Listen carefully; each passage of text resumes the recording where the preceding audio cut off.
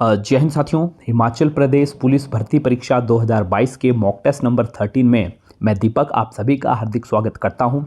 यदि mock test के detail की बात करूं तो इस मॉक टेस्ट में आपको कुल मिला के 30 प्रश्न मिलने वाले हैं, जिनमें से आपको हिंदी, साइंस और जीके के इसमें सब्जेक्ट रहेंगे। और आपके लिए जो टारगेट हमारी तरफ से सेट किया गया है वो किया गया है 25 प्लस का। साथ ही साथ दोस्तों आप सभी से मेरा ये रिक्वेस्ट रहेगा कि यदि अब तक आपने हमारे चैनल को सब्सक्राइब नहीं किया है तो चैनल को भी सब्सक्राइब कर लें, ताकि आने वाले जितने भी मॉक टेस्ट हैं वो आपको समय पर मिलते रहें। और उम्मीद करता हूँ कि जैसे ही हमारा मॉक टेस्ट खत्म होगा उसके बाद जो है कमेंट सेक्शन में आप अपना स्कोर जरूर हमारे साथ शेयर करेंगे। तो चलिए अभी बढ़ते हैं अपने पहले क्वेश्चन की तरफ, जो कि है पुरोहित में कौन सा उपसर्ग है। पुरोहित में कौन सा उपसर्ग है? ऑप्शन ए पुरस, पुर, पुरा, पुरा। तो पुरोहित में जो उपसर्ग हो जाएगा वो हो जाएगा ऑप्शन नंबर डी, पुरा। क्वेश्चन नंबर 2, तपोवन में प्रयुक्त संधि का नाम निम्नलिखित में से पर्याय है। बोलता है कि जो तपोवन है उसमें किस संधि का प्रयोग किया गया है वो आपको बताना है। ऑप्शन ए स्वर संधि, विसर्ग संधि, व्यंजन संधि, या इनमें से कोई नहीं। तो राइट आंसर हो जाएगा इसका विसर्ग संधि, क्योंकि यदि मैं तपोवन की बात करूं तो इसमें जो संधि जो यूज़ हो रही है वो हो रही है तपह प्लस वन। ठीक है, तो आप देख सकते हैं यहाँ पर विसर्ग लगे हैं, तो कौन सी संधि हो जाती है? विसर्ग संधि। बढ़ते हैं नेक्स्ट क्वेश्चन की तरफ, जो कि है निम्नलिखित शब्दों में से कौन सा शब्द संज्ञा है। आपको पहचानना है, 4 ऑप्शन है, इनमें से कौन सा एक संज्ञा है? क्रुद्ध, क्रोध, क्रोधी या क्रोधित। जल्दी से राइट आंसर बताएंगे, और राइट आंसर हो जाएगा इसका ऑप्शन नंबर बी, क्रोध। बढ़ते हैं नेक्स्ट क्वेश्चन की तरफ। निम्न में से सेना का पर्यायवाची शब्द कौन सा है? निम्न में से सेना का पर्यायवाची शब्द कौन सा है? Most important question. Option A अनीक, बी सैनिक, सी अरि, डी अतनु। जल्दी से इसका राइट आंसर टिक करेंगे। राइट आंसर हो जाएगा ऑप्शन नंबर 4 का ए, अनेक। बढ़ते हैं नेक्स्ट क्वेश्चन की तरफ, जो कि है वीर पुत्र को जन्म देने वाली स्त्री के लिए एक शब्द क्या होगा। वीर पुत्र को जन्म देने वाली स्त्री के लिए एक शब्द क्या होगा? ऑप्शन ए जननी, बी माता, सी वीर प्रसू, डी वसुंधरा। तो राइट आंसर इसका हो जाएगा, शायद अब तक आपने कर भी लिया होगा, ऑप्शन नंबर सी, वीर प्रसू। नेक्स्ट क्वेश्चन है संविधान में हिंदी को क्या कहा गया है। संविधान में हिंदी को क्या कहा गया है? आर्य भाषा, संपर्क भाषा, राष्ट्रभाषा या राजभाषा। तो राइट आंसर हो जाएगा ऑप्शन नंबर डी, राजभाषा। बढ़ते हैं नेक्स्ट की तरफ, जो कि है 1955 में गठित राजभाषा आयोग के प्रथम अध्यक्ष कौन थे। आई रिपीट वंस अगेन, 1955 में गठित राजभाषा आयोग के प्रथम अध्यक्ष कौन थे? बीजी खेर, बी कृष्णा, जी मीरचंदानी, इकबाल नारायण। राइट आंसर हो जाएगा इसका ऑप्शन नंबर ए, बीजी खेर। बढ़ते हैं क्वेश्चन नंबर 8 की तरफ, जो कि है च्वर्ग का उच्चारण स्थान है। च्वर्ग का उच्चारण स्थान है। ऑप्शन ए तालु, बी ओष्ठ, सी कंठ, डी इनमें से कोई नहीं। तो च्वर्ग की बात करें, इसमें जो आते हैं वो आते हैं च, छ, ज, झ, अ। ठीक है, और यहाँ पर अगर हम बात करें तो च्वर्ग का जो उच्चारण स्थान हो जाता है वो हो जाता है तालु, ऑप्शन नंबर ए। बढ़ते हैं 9th की तरफ, जो कि है शुद्ध वर्तनी का चयन कीजिए। शुद्ध वर्तनी का चयन कीजिए, और ये एक ऐसा क्वेश्चन होता है जो 100% आपको शुद्ध वर्तनी का हिंदी में आता है और हर बार आया है आज तक।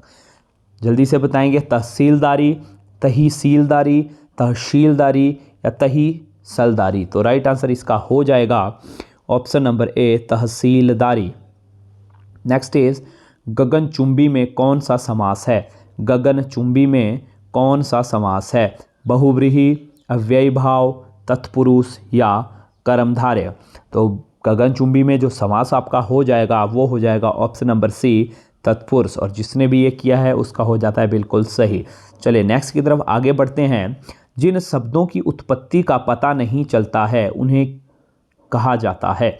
जिन शब्दों की उत्पत्ति का पता नहीं चलता है उन्हें क्या कहा जाता है? जल्दी से बताएंगे। देशज, विदेशज, तत्सम, तद्भव। तो राइट आंसर हो जाएगा इसका ऑप्शन नंबर ए, देशज। क्वेश्चन नंबर 12 की तरफ आगे बढ़ते हैं। गरीबों को वस्त्र दो वाक्य में कारक है। गरीबों को वस्त्र दो वाक्य में कारक है। करण कारक, अपादान कारक, कर्म कारक या संप्रदान कारक। राइट आंसर विशेषण क्या है? ऑप्शन ए शिवेश, शैल, शंकर या शैव। तो शिव का जो विशेषण है वो हो जाता है आपका ऑप्शन नंबर डी शैव। क्वेश्चन नंबर 14, धनवान का विलोम शब्द निम्न में से क्या है? धनवान का विलोम शब्द निम्न में से क्या है? किकर, कंचन, धनाढ़य या अकिंचन। तो राइट आंसर इसका हो जाएगा ऑप्शन नंबर ए अकिंचन। क्वेश्चन नंबर 15 है जो कि है अनुशासनात्मक कार्यवाही की प्रक्रिया के फलस्वरूप पद के नीचे उतरना क्या कहलाता है? किसी व्यक्ति पर जो है अनुशासनात्मक कार्यवाही होती है और उसे पद से नीचे कर दिया जाता है, यानी कि जो उसकी पोस्ट थी उससे उसे नीचे कर दिया जाता है, तो इसको क्या कहा जाएगा?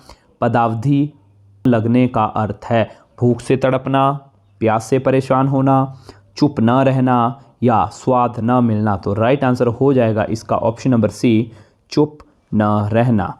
नेक्स्ट क्वेश्चन है कुतुब मीनार के कार्य को किसने पूरा किया था? कुतुब मीनार के कार्य को किसने पूरा किया था? ऑप्शन ए रजिया सुल्तान, कुतुबुद्दीन ऐबक, बलबन या इल्तुतमिश।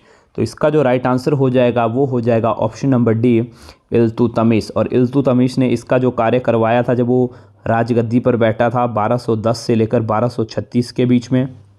ठीक है, अगर बाई चांस क्वेश्चन आपसे पूछा जाता है कि जो आपका कुतुब मीनार है उसका जो कार्य है वो किसने शुरू करवाया था, तो कार्य इसका शुरू करवाया था कुतुबुद्दीन ऐबक ने। और कब शुरू किया था? 1193 में, 1193 में इसका कार्य शुरू किया था। किसके द्वारा? कुतुबुद्दीन ऐबक का। लेकिन उसकी मृत्यु हो गई थी। उसके बाद जो सुल्तान जो बना वो इल्तुतमिश बना, जो दिल्ली की गद्दी पर बैठा था, और इसी ने फिर जो है कुतुब मीनार का कार्य करवाया था। तो राइट आंसर इसका हो जाएगा ऑप्शन नंबर डी इल्तुतमिश। चलें आगे बढ़ते हैं क्वेश्चन नंबर 18 की तरफ, जो कि है कौन सा मकबरा द्वितीय ताजमहल कहलाता है? कौन सा मकबरा द्वितीय ताजमहल कहलाता है? ऑप्शन ए है, थोड़ा सा ऊपर आ गया है यहाँ पर, अनारकली का मकबरा, इत्माद उद दौला का मकबरा, रबिया उद दौरनी का मकबरा या उपयुक्त में से कोई नहीं। जल्दी से राइट आंसर बताएंगे।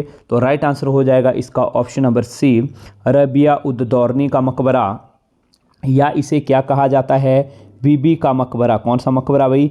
बीबी का मकबरा कहा जाता है। अब ये कौन थे? जो मुग़ल जो सम्राट औरंगजेब थे उनकी जो पत्नी है, उन्हीं के इस पे जो है ये मकबरा बनाया गया था। और इसे या तो आप रबिया उद दौरनी का मकबरा कह सकते हैं या आप कह सकते हैं बीबी का मकबरा। कहाँ स्थित है? ये महाराष्ट्र में स्थित है। और सबसे इंपॉर्टेंट क्वेश्चन यहाँ से एक और भी पूछा जाता है कि गरीबों का ताजमहल किसे कहा जाता है? ताजमहल की हूबहू ये दिखता है। ठीक है, तो गरीबों का ताजमहल भी किसे कहा जाता है? भी बीबी के मकबरे को, या रबिया उद दौरनी का मकबरा। क्वेश्चन नंबर 19 जो कि है लाल किले की तस्वीर निम्न में से किस नोट पर छपी है? दोस्तों आपने देखा होगा कि जितने भी हमारे नोट रहते हैं उनके ऊपर गांधी जी की तस्वीर तो रहती है, लेकिन उसके अलावा वहाँ पर एक और भी तस्वीर रहती है। तो बोल रहा है कि लाल किले की तस्वीर किसके ऊपर रहती है? जल्दी से राइट आंसर बताएंगे। 2000, 500, 200 या 100। तो क्वेश्चन नंबर 19 का जो राइट आंसर हो जाएगा वो हो जाएगा ऑप्शन नंबर बी। जो लाल किला जो छपा है वो छपा है 500 के ऊपर। यदि मैं बात करूं 2000 की, तो 2000 पर जो छपा है वो छपा है आपका मंगलयान का फ़ोटो। 200 रुपीज़ की मैं बात करूं तो यहाँ पर छपा है सांची का स्तूप। और बात करें 100 रुपये के नोट की, जो नया 100 रुपये का नोट है तो उस पर छपी है रानी की बाव, है ना, रानी की बाव। बढ़ते हैं क्वेश्चन नंबर 20 की तरफ, जो कि है लाइफ डिवाइन पुस्तक के लेखक कौन है? लाइफ डिवाइन पुस्तक के लेखक कौन है? Option A Sitaram Goyal, Swami Vivekananda, V R. Krishna Iyer, Shri Aurobindo. तो इसके जो लेखक हैं वो हैं श्री अरविंदो।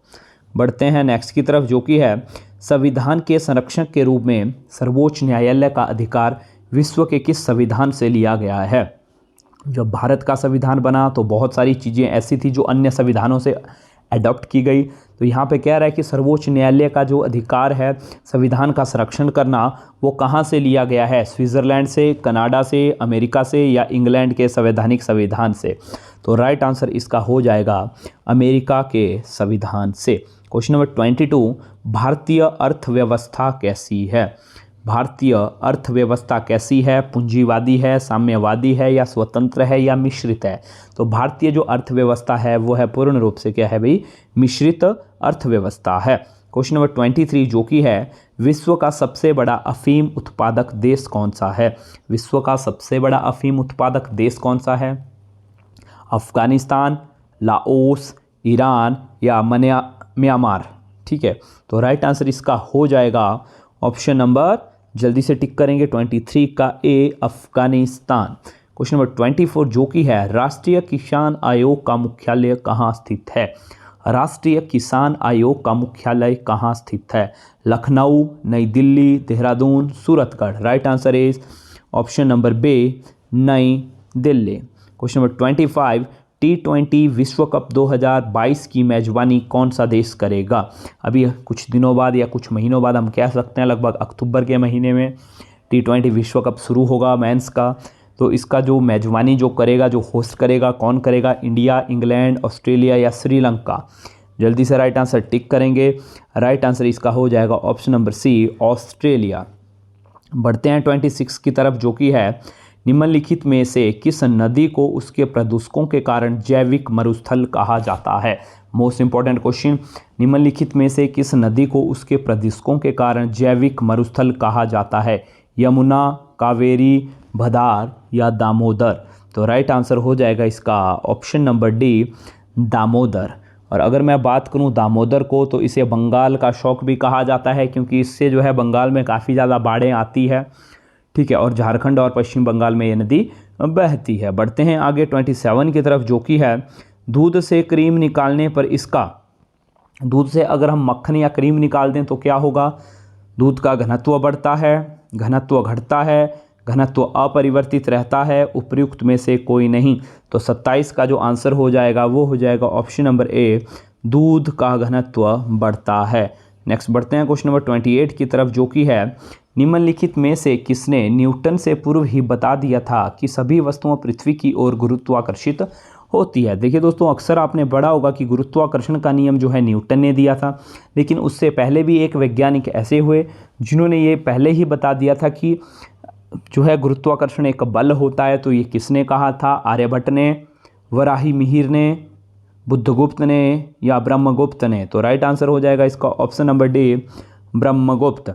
बढ़ते हैं 29 की तरफ जो कि है, वस्तुएं दो समांतर समतल दर्पणों के बीच में रखी जाती है, बने प्रतिबिंबों की संख्या है। ये बोलता है कि अगर कोई वस्तु हम समांतर जो दर्पण है, दो दर्पण हैं, उनके बीच में रख दें तो उनके जो इमेजेस बनेगी, कितनी इमेजेस बनेगी? 4, 1, 2 या अनंत? तो बोलता है कि इसका जो आंसर हो जाएगा वो हो जाएगा ऑप्शन नंबर डी, बिल्कुल अनंत इमेजेस बनेगी, जिनको हम काउंट नहीं कर सकते। पर शर्त यह है कि जो है वस्तु कहाँ रखी जाए भाई? समतल दर्पणों के बीच में रखी जाए। बढ़ते हैं आगे क्वेश्चन नंबर 30 की तरफ जो कि आज का अंतिम प्रश्न है, दही का खट्टापन निम्नलिखित में से किसके कारण है? दही का खट्टापन किसके कारण है? Citric acid, lactic acid, acetic acid, इनमें से कोई नहीं? तो ये क्वेश्चन आप लोगों के लिए होमवर्क है। अपने स्कोर के साथ साथ इस क्वेश्चन को भी आप कमेंट सेक्शन में जाकर ज़रूर कमेंट करें। इससे हमारा हौसला भी बढ़ता है और हम प्रेरित होते हैं आपके लिए अच्छे से अच्छा मॉक टेस्ट लाने के लिए। तो आज की वीडियो में सिर्फ इतना ही, मिलेंगे अगली वीडियो में, तब तक के लिए जय हिंद, जय भारत।